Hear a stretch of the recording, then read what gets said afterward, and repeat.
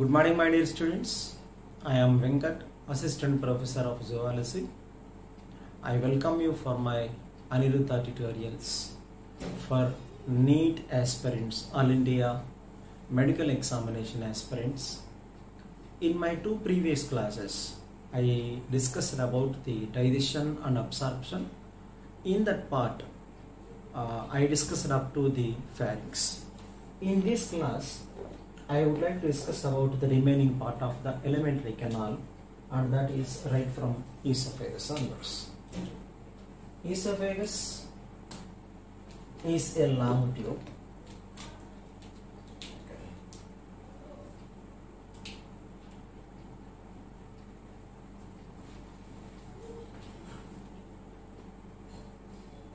This is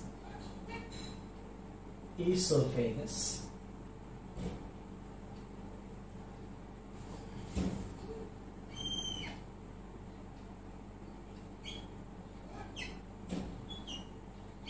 Esophagus.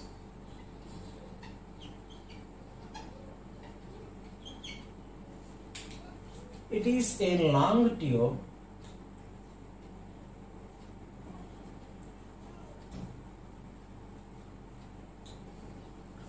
passing through neck.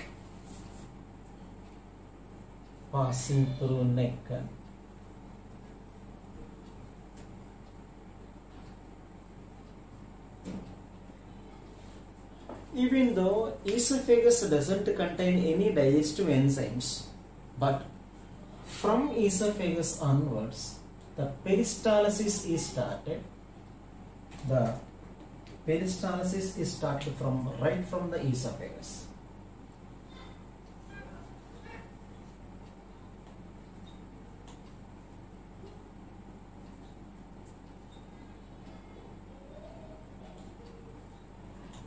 Starts from esophagus, and esophagus opens into the next part of the alimentary canal is the stomach. But this is the diaphragm,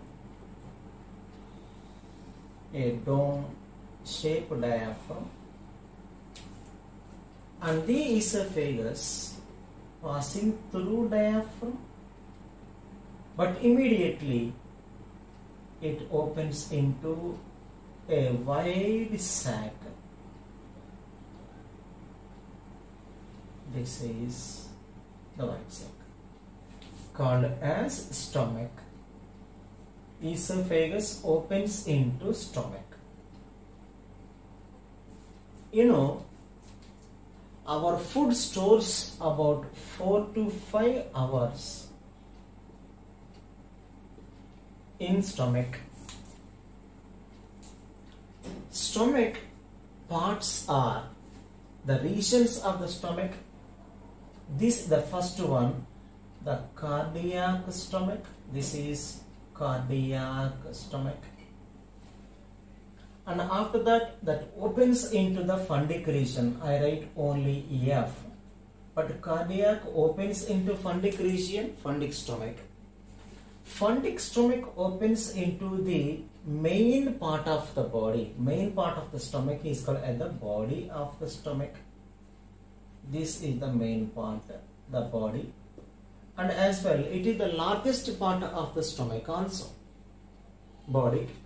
And the body leads to the next part, and last part of the stomach is called as the pyloric region. This is the pyloric stomach. These are parts of the stomach. I repeat once again: cardiac stomach leads to fundic, body, and the pyloric. Here I do want to discuss one important point. Esophagus leads to stomach is guarded by a sphincter. Esophagus and stomach, between these two, esophagus opens the stomach through one sphincter, and that sphincter is called as the cardiac sphincter. It is called as the, this is the cardiac sphincter. Cardiac sphincter. It can be called as the gastroesophageal sphincter. it can be called as the gastroesophageal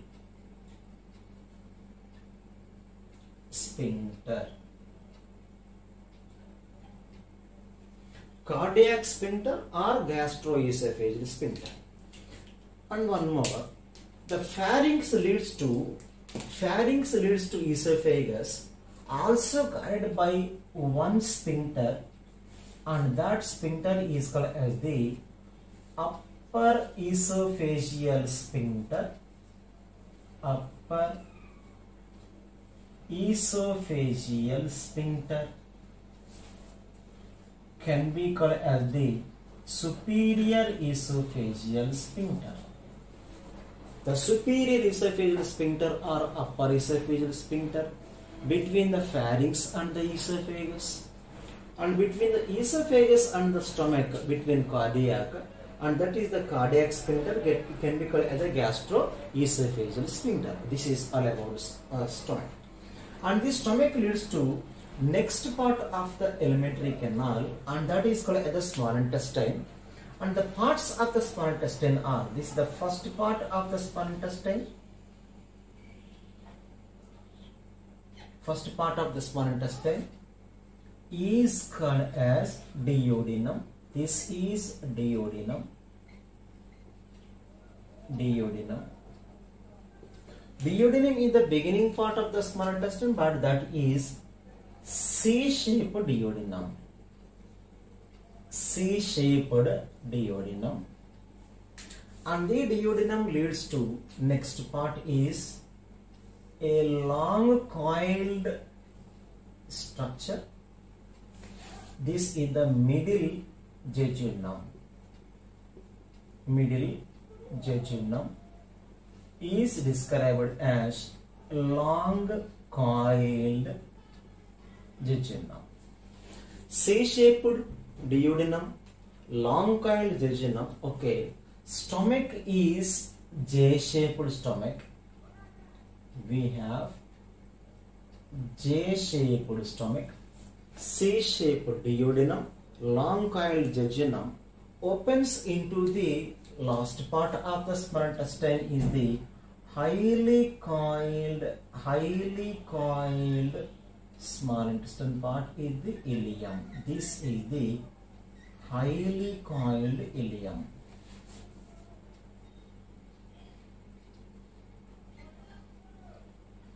It is highly coiled.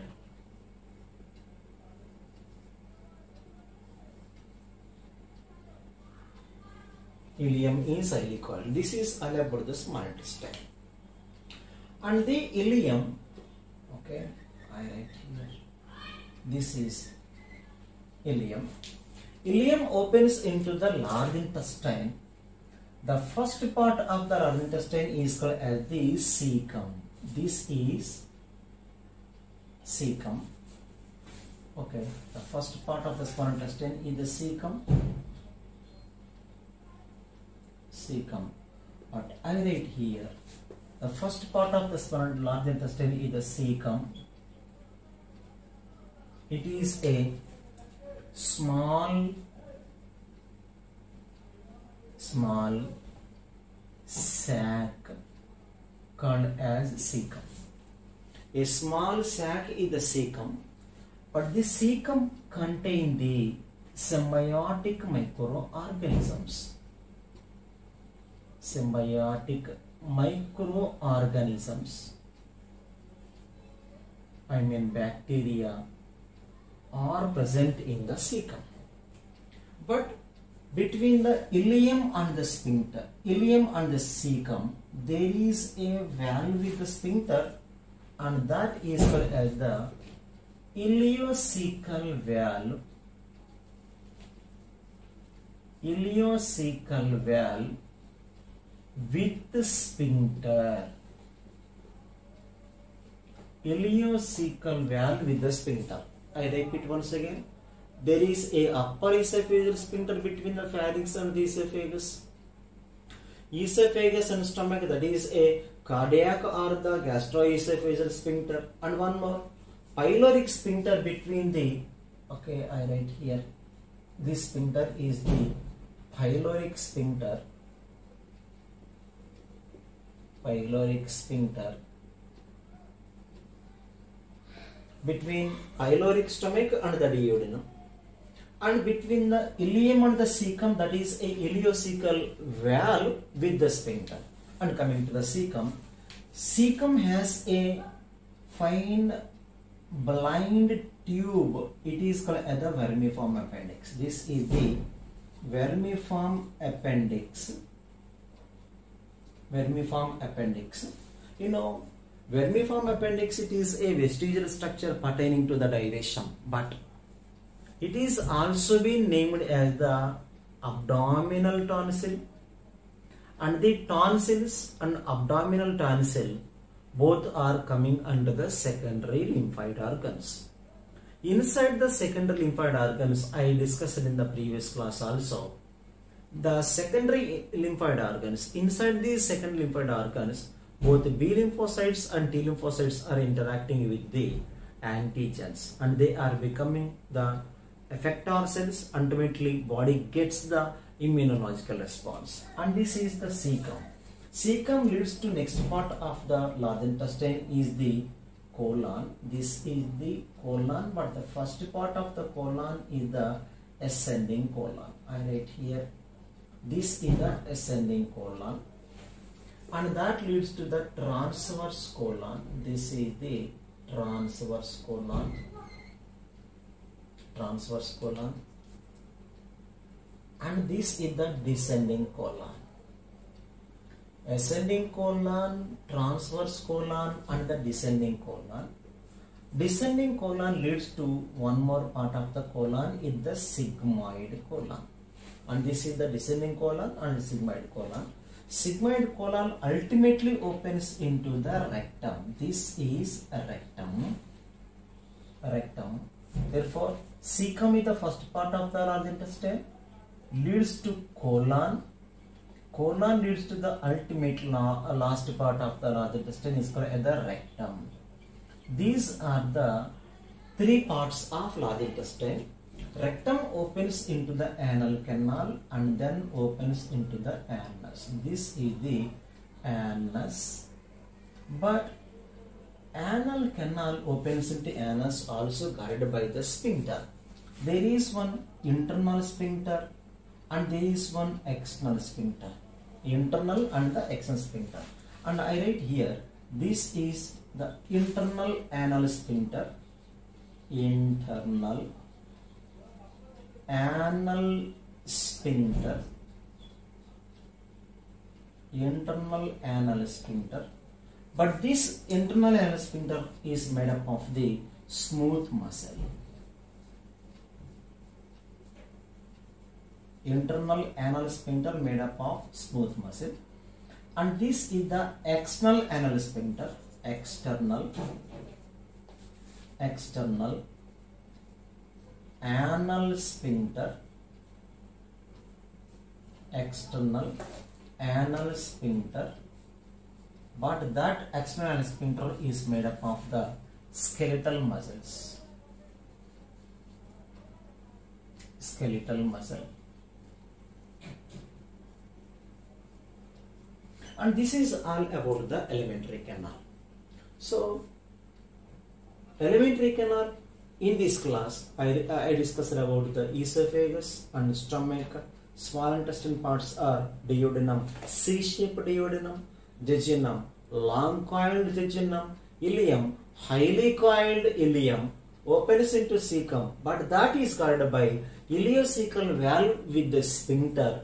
Cecum contain the symbiotic bacteria. Cecum opens into the colon. The colonic parts are ascending colon, transverse colon, descending colon, sigmoid colon, opens into rectum, and then into anal canal into the anus, and at the opening of the anus there are sphincters. One is the internal anal sphincter, but that is made up of the smooth muscle. External anal sphincter made up of the skeletal muscle. This is all about the alimentary canal. But coming to one important property of the cecum, wherever it is, whether it is a ascending colon, ascending colon, descending colon, or a transverse colon, etc. But colon, if you see, this is colon,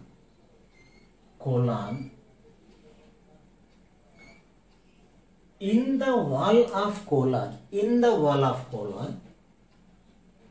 the wall of colon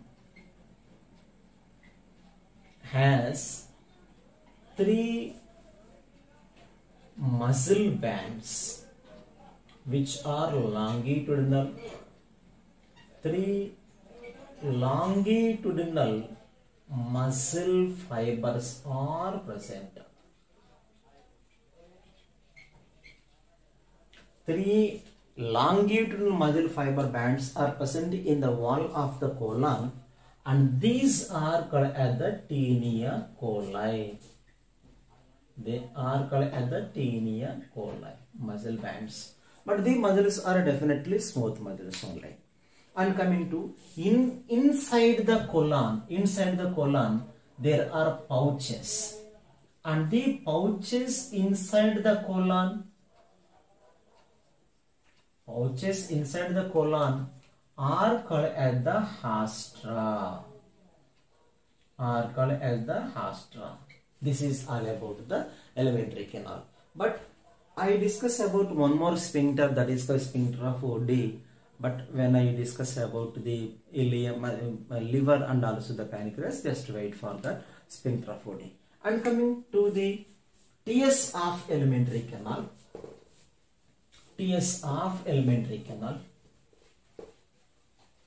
Wherever it is, the wall of alimentary canal, transverse section of the alimentary canal or gut contain the layers, and these layers are as follows.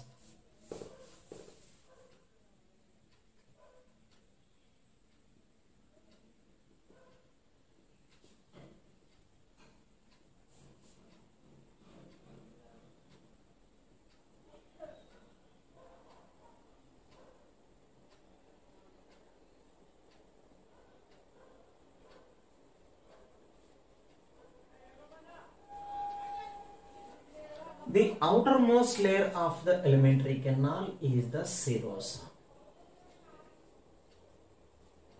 Outermost layer of the gut is the serosa. What is present in the serosa? Serosa contains the connective tissue. It has connective tissue. And also it contains the simple squamous epithelium. Simple squamous epithelium. This is outermost layer of the alimentary canal is serosa. Okay, I complete this.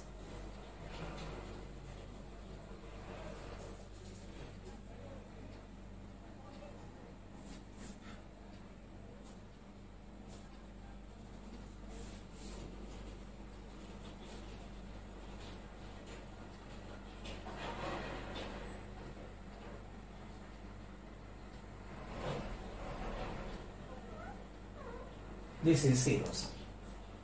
Below serosa, muscularis is present, but the muscles, muscularis are right here. This is muscularis.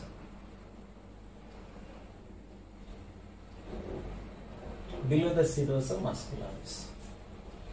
But the outer muscles are one type and the inner muscles are one type. Outer muscles are longitudinal muscles. Longitudinal muscular layer, the outer muscular layer. See this is the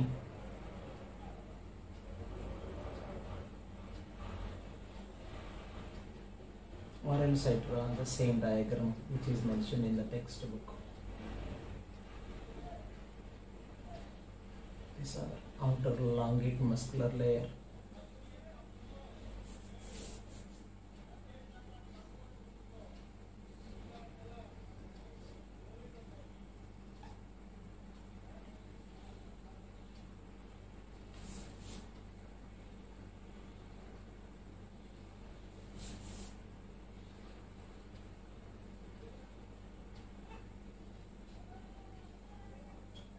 These muscles are outer longitudinal muscular layer.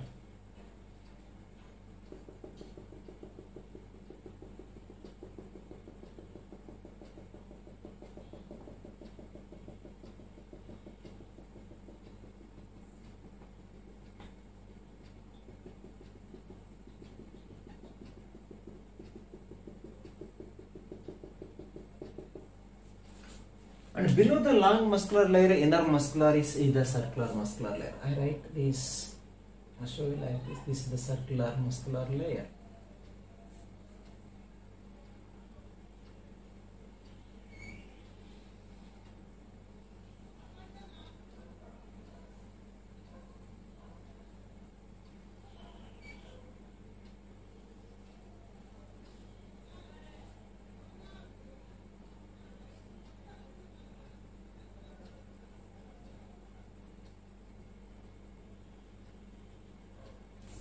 And this is circular muscular layer. In some parts of the gut, like stomach,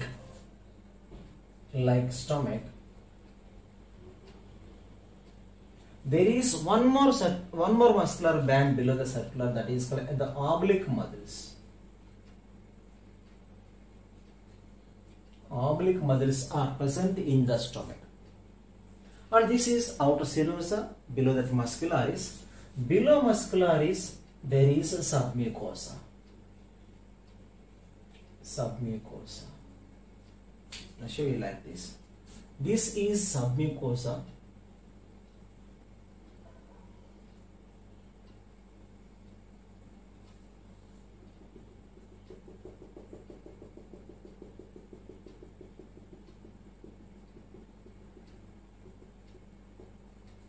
This is submucosa.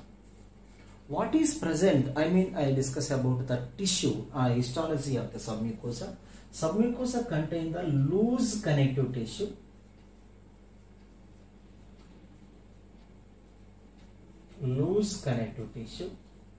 And blood vessels are present. Lymph vessels are present, as well as nerves also present. Inside the submucosa, blood vessels are present, lymph vessels are present, nerves are present, and also loose connective tissue. Below submucosa, the innermost layer of the alimentary canal is the mucosa. See, this is mucosa. But the free end of the mucosa is folded. This is mucosa, but the free end towards the lumen of the gut. The folds are present. The folds present in the stomach are called as the gastric rugae. These are, okay, if it is stomach, these are called as the gastric rugae.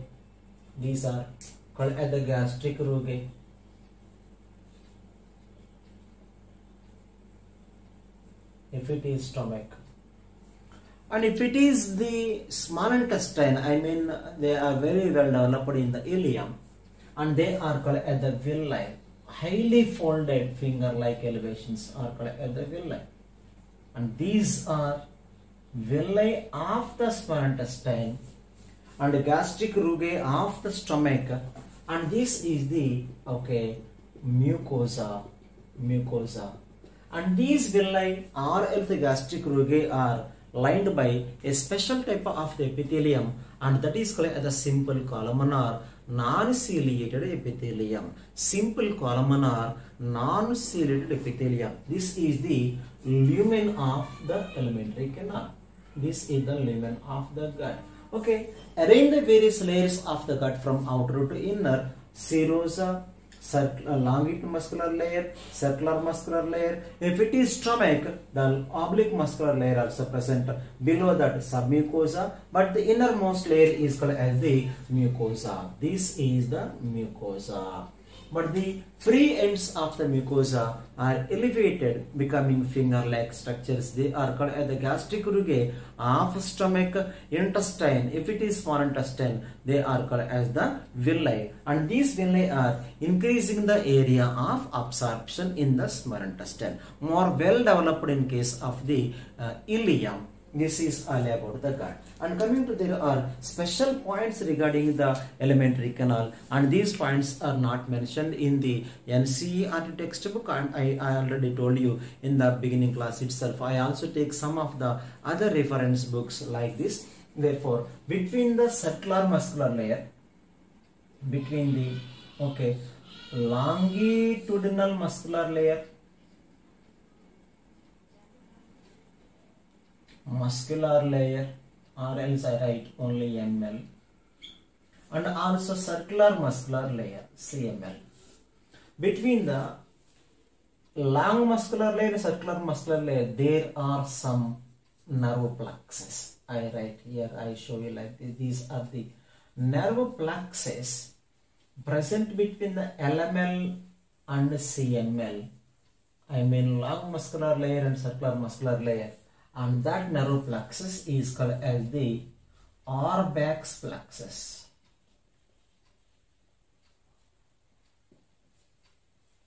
Auerbach's plexus. And these Auerbach's plexus can be called as the myenteric plexus. Myenteric plexus. Both are one and same. What the purpose of the Auerbach's plexus and myenteric plexus? And they help in the regulation of peristalsis, they help in the regulation of the peristalsis. And one more type of the plexus are present in the submucosa. This is submucosa, and the plexus present in the submucosa are normally called as the submucosal plexus, and they are called as the submucosal plexus.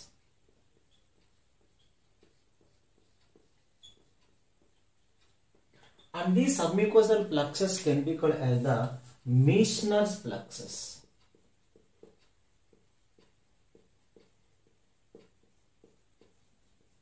Meissner's plexus. And the submucosal or Meissner's plexus help in the secretion of intestinal juice.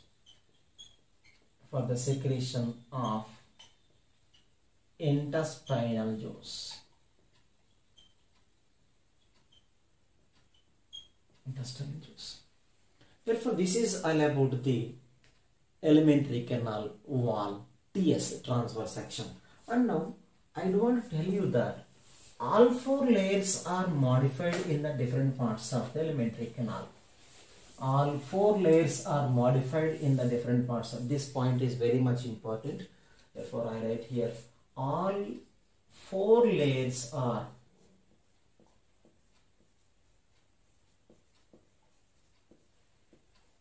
modified. All four layers are modified. How and where they are modified? For example, serosa is modified in esophagus.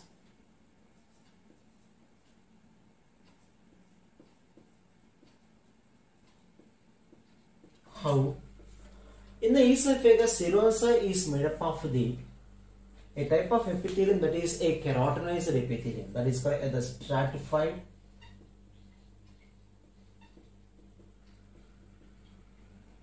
squamous, non-keratinized epithelium.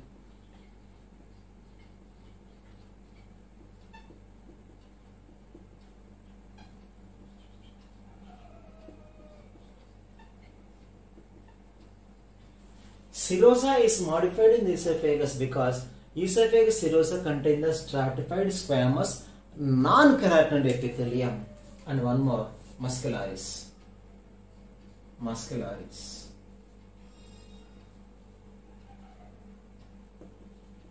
In stomach, there is one more, another layer of the muscularis is called the oblique muscles.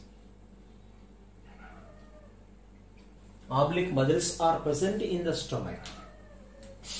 And one more, submucosa.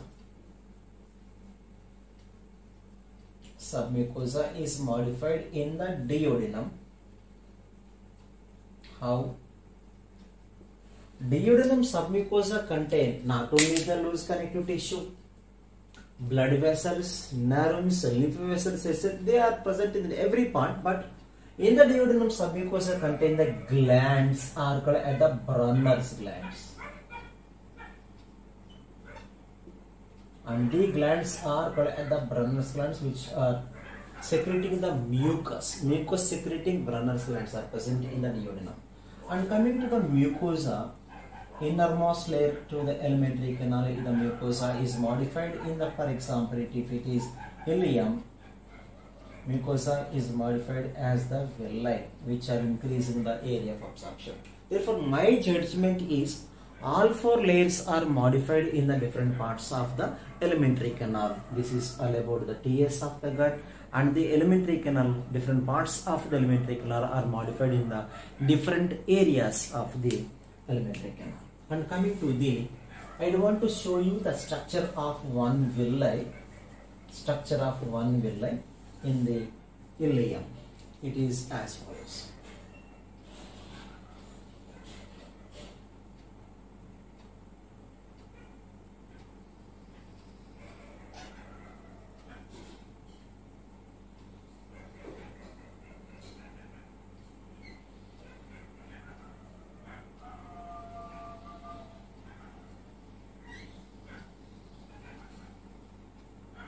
This is one villi and villi. I told you that villi are lined by the simple columnar non-ciliated epithelium. Simple columnar non-ciliated epithelium. This is the epithelium, simple columnar non-ciliated epithelium.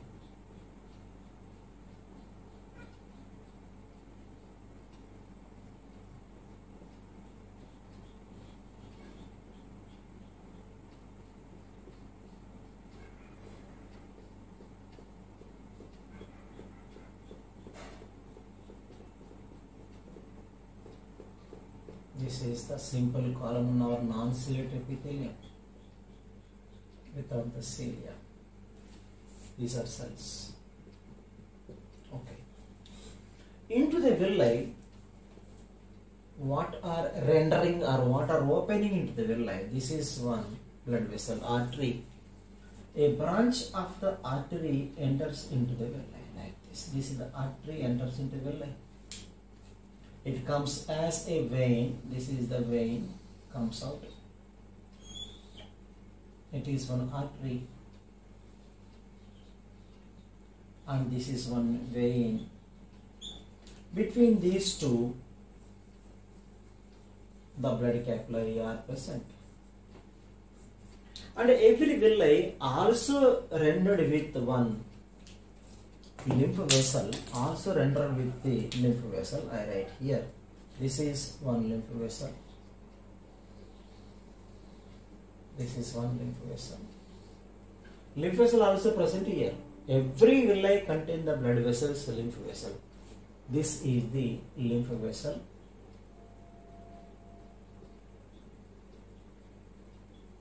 And the lymph vessel name is called as lacteal. And the lymph vessel helps in the absorption of the fats. Blood vessels are helping for the absorption of the glucose, amino acids, and the some type of the ions. I discuss about the absorption phenomenon after the digestion. Therefore, this is all about the structure of the villi and the structure of the alimentary canal, TS of the alimentary canal, and the plexus, very important. One are called as the Auerbach's plexus, can be called as the mesenteric plexus, present between the circular muscular layer and the long muscular layer, helping for the peristalsis. And the Meissner's plexus are called as the submucosal plexus, present in the submucosa, helping for the secretion of the intestinal juice. With this, I stop my teaching today's class. and tomorrow I want to discuss about the glands and also the digestion. Thanks for listening. Have a nice time.